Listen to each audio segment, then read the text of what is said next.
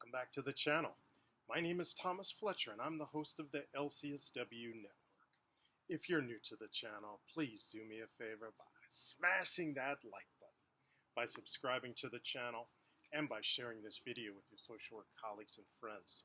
The purpose of this channel is to create a community of hope and support, where social workers can come for relevant news, information, and inspiration.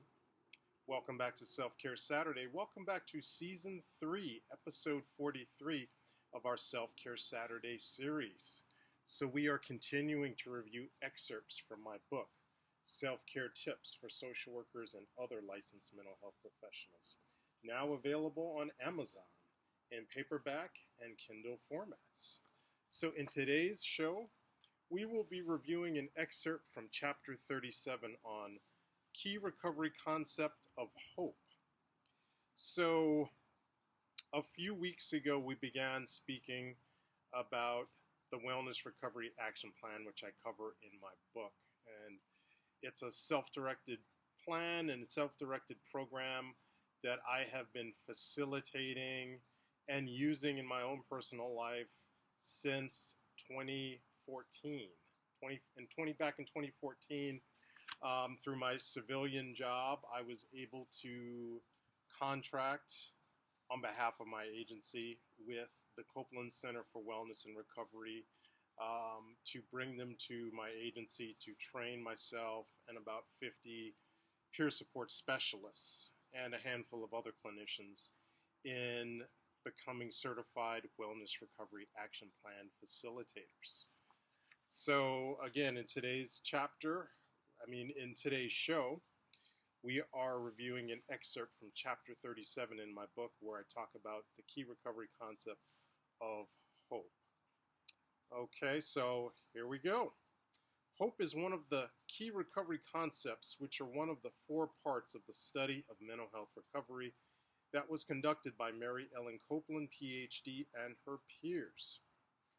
My thesis is that as mental health professionals, we need to guard, maintain, and grow our sense of hope as a self-care tool for prevention and recovery from burnout, compassion fatigue, secondary traumatic stress, and vicarious traumatization. Okay? So again, in this chapter, we will be talking about one of the key recovery concepts from Mary Ellen Copeland's work on Wellness Recovery Action Plan, which is hope. So this is what Mary Ellen Copeland says about hope. There is much to hope for. You can get well and stay well for long periods of time.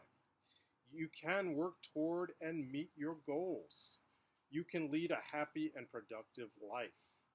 You don't need nor will you benefit from dire predictions about the future. Your supporters and care providers need to encourage you, help you to feel better, and assist and support you in staying well. I would also add that we need to be able to provide hope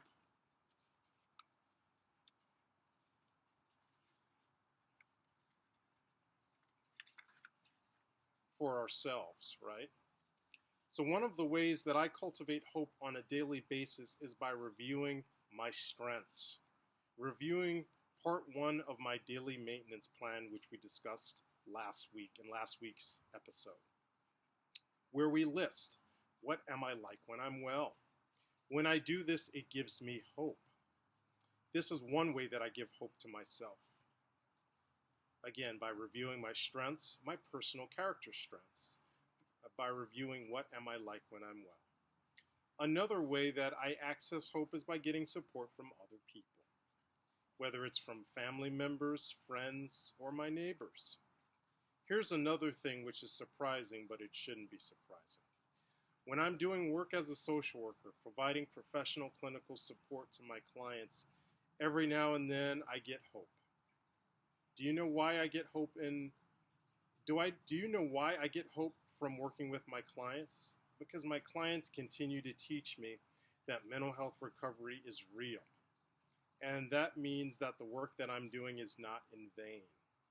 It validates one of my strengths, which is living a purpose-driven life. doing meaningful things for other people. Seeing their recovery continues to give me hope. Living a life filled with wellness tools gives me hope. I've been a social worker for over 26 years, and I've gone through periods of compassion fatigue, burnout, and vicarious traumatization.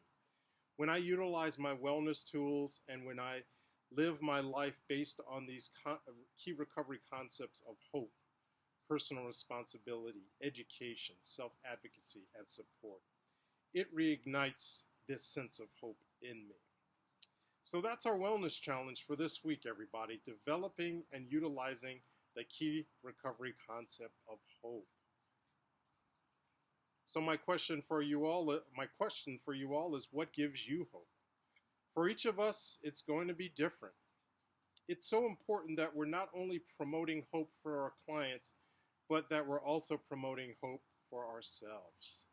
All right, so I'm going to stop there, but I want to thank you all for watching this video. For all the social workers and other licensed mental health professionals, thank you for the work that you do every day, for your clients, for your agency, and for the profession. Please continue to support each other and yourselves. Bye for now.